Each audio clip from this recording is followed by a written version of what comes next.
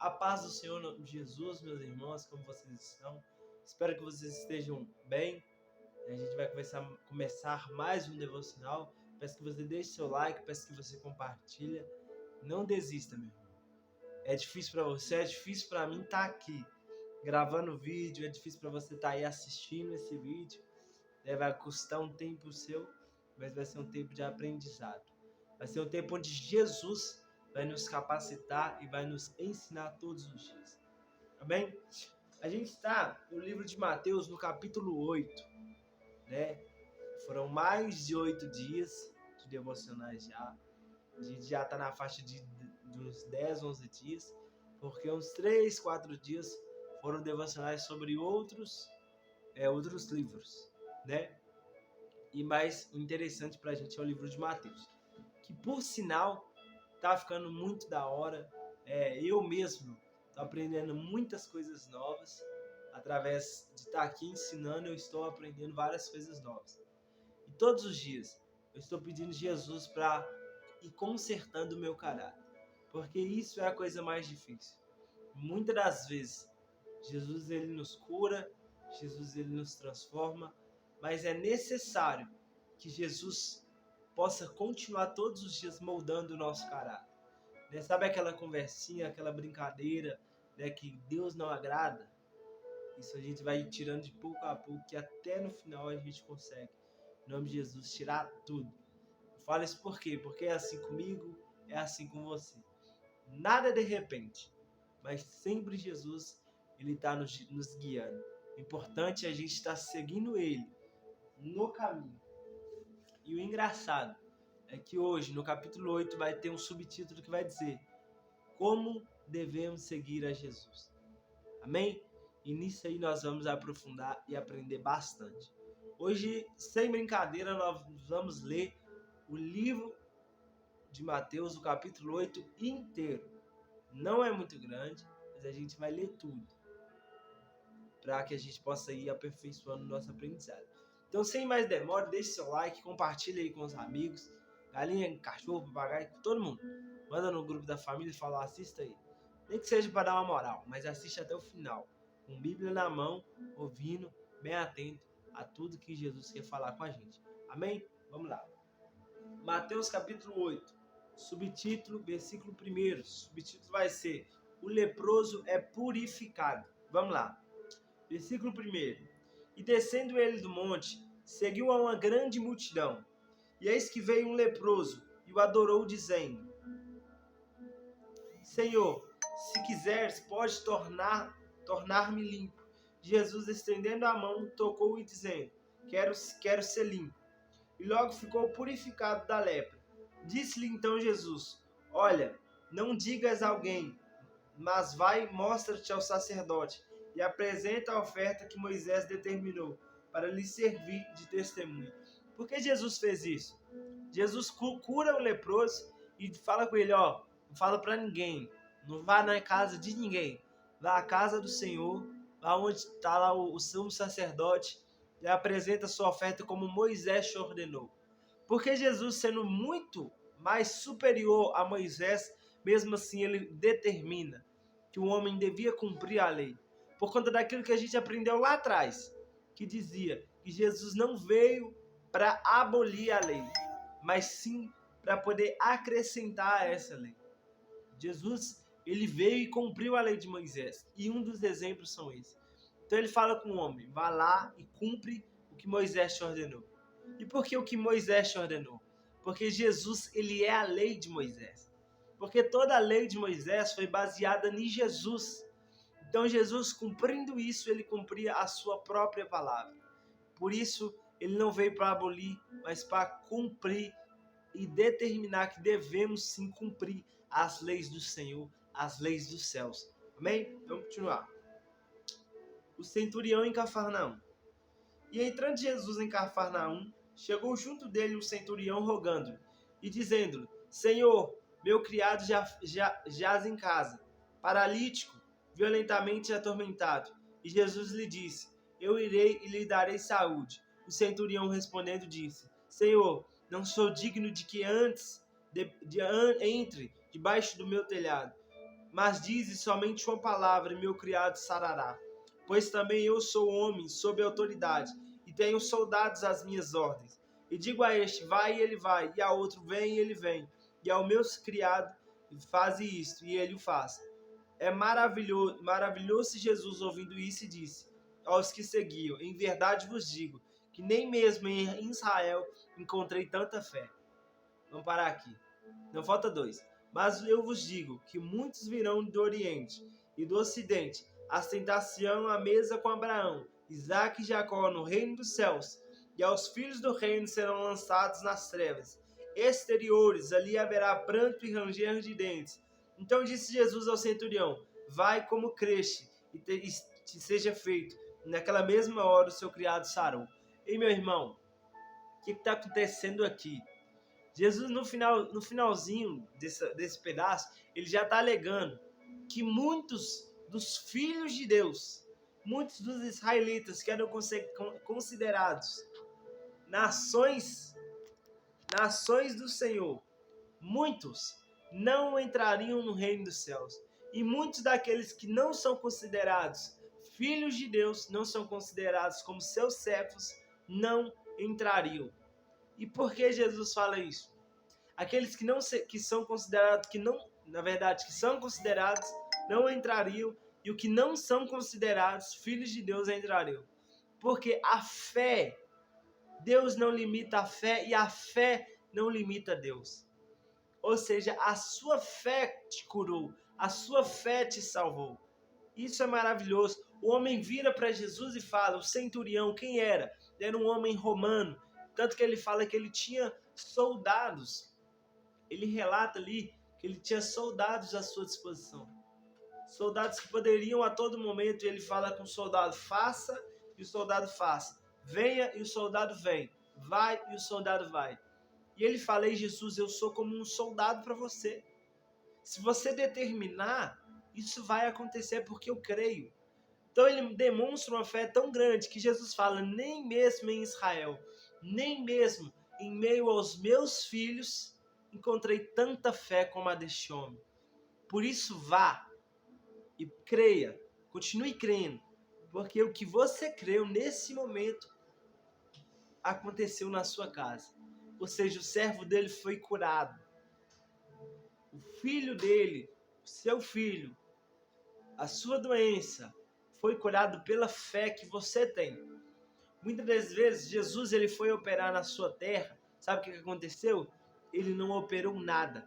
Ele não curou ninguém. Porque ele não tem poder na sua própria terra? Não. Porque os da sua terra não quiseram o receber. Não quiseram aceitar a promessa. Não quiseram aceitar que ele era o Filho de Deus. Vamos continuar. A gente vai pausando, que dessa forma a gente consegue ir tendo um entendimento. Vamos embora. Agora a gente vai falar sobre a sogra de Pedro. E Jesus, entrando em casa de Pedro, viu a sogra deste jazendo com febre. E tocou-lhe a mão, e a febre a deixou. Levando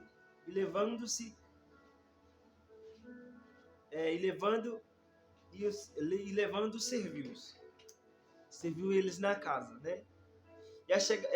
E chegada a tarde, trouxeram-lhe muitos endemoniados, e ele com sua mão expulsou deles os espíritos, e curou todos os que estavam enfermos, para que se cumprisse o que fora dito pelo profeta Isaías, que diz, ele tomou sobre si as nossas enfermidades, e levou as nossas doenças. Jesus, a todo momento na vida dele, ele veio cumprindo o que os profetas já diziam antes dele. Que os profetas diziam que viria o Filho de Deus, que sararia as enfermidades, que levaria sobre ele as nossas dores, as nossas doenças. E foi isso de fato o que aconteceu. Ele levou sobre si todas as nossas dores, todas as nossas dívidas foram impostas sobre Jesus Cristo. E ele vem, ele cura a sogra de Pedro, ela começa a servi-los ali, provavelmente com almoço, uma janta, alguma coisa, e eles vão trazendo endemoniados. Eles vão trazendo pessoas enfermas, pessoas doentes. E Jesus, impondo sobre eles as mãos, cura todos eles. E se concretiza ali o que foi dito pelo profeta Isaías. Então, meu irmão, Jesus, o próprio Jesus, sendo um profeta tão grande, ele prediz, ele profetiza algumas coisas sobre você. Que você é forte, sabe? Que você tem poder porque você está nele. E você só tem poder se você estiver em Jesus. Fora dele não há nada, porque tudo está nele. Tudo está em Jesus. Vamos continuar. Agora sim, a parte onde devemos frisar, que é como devemos seguir a Jesus. E Jesus, vendo em torno de si uma grande multidão, ordenou que passassem para a banda de além. E aproximando-se dele um escriba, disse-lhe: Mestre, aonde quer que fores, eu te seguirei. E disse Jesus: As raposas têm covis, as aves do céu têm ninhos, mas os filhos do homem, os filhos de Deus, não têm onde reclinar a cabeça. E outro de seus discípulos lhe disse: Senhor, permite-me que primeiramente vá sepultar meu pai.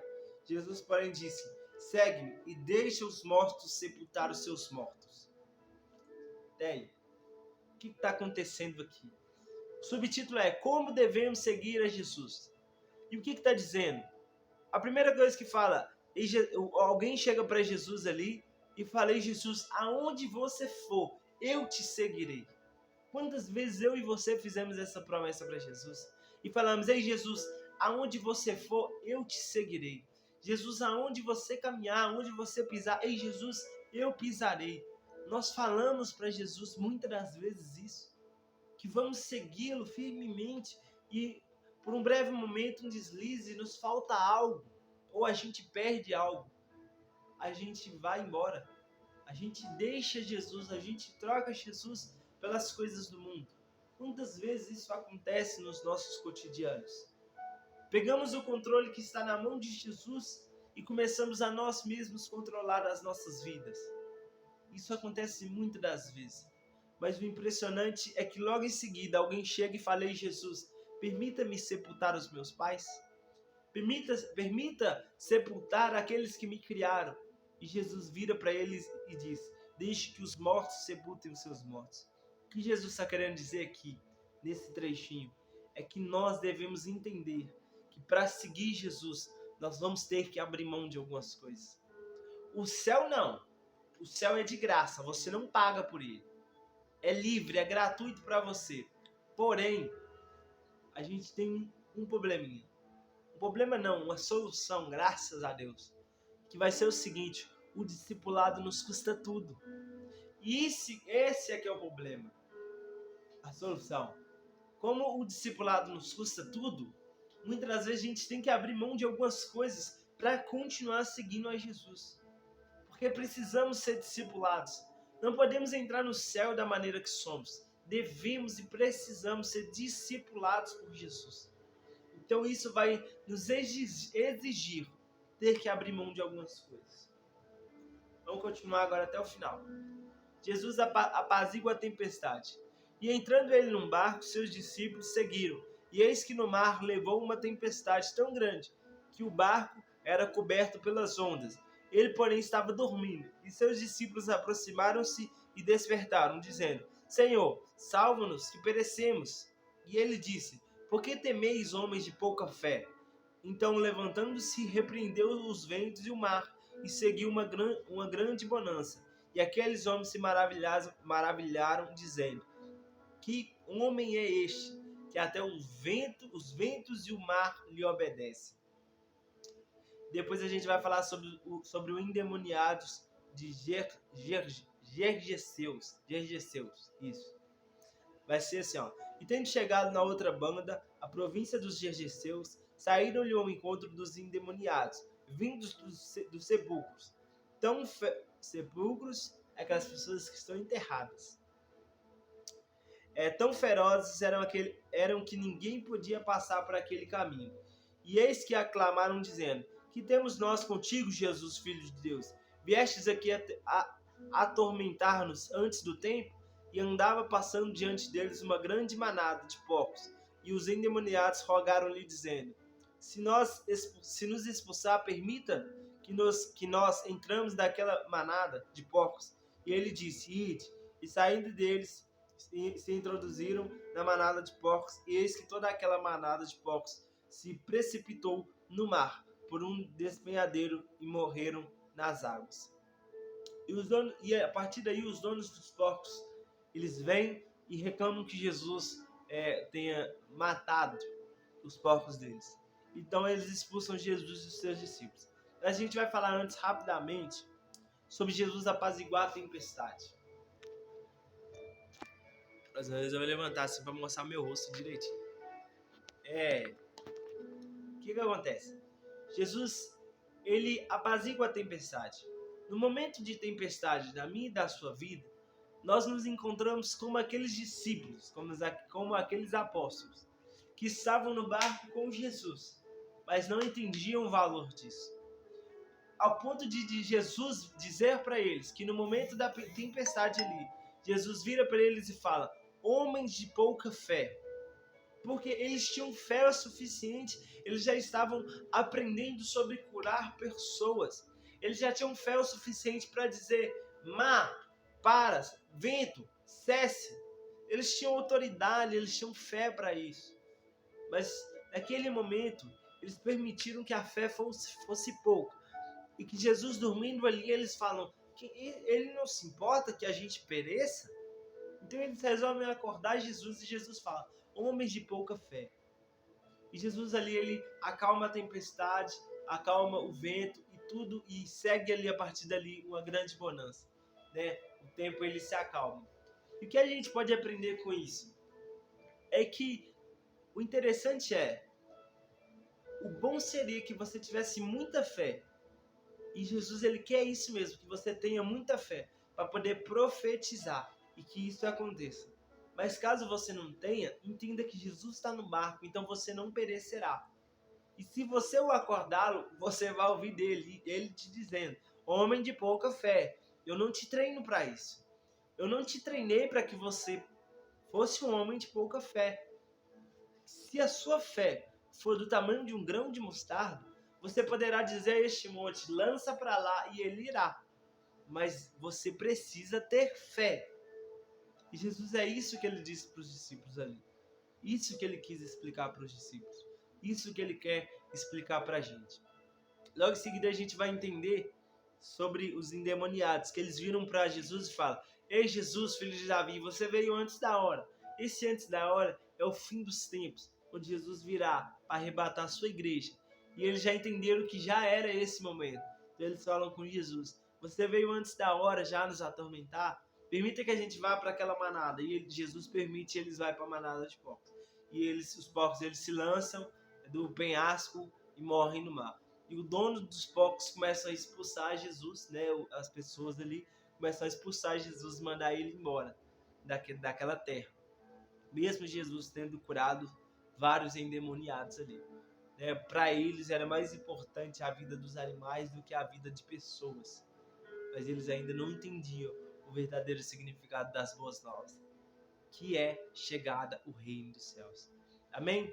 A gente fica por aqui. O devocional hoje ficou um pouquinho maior, mas em nome de Jesus, uma bênção. Espero que Jesus possa abençoar a sua vida grandemente.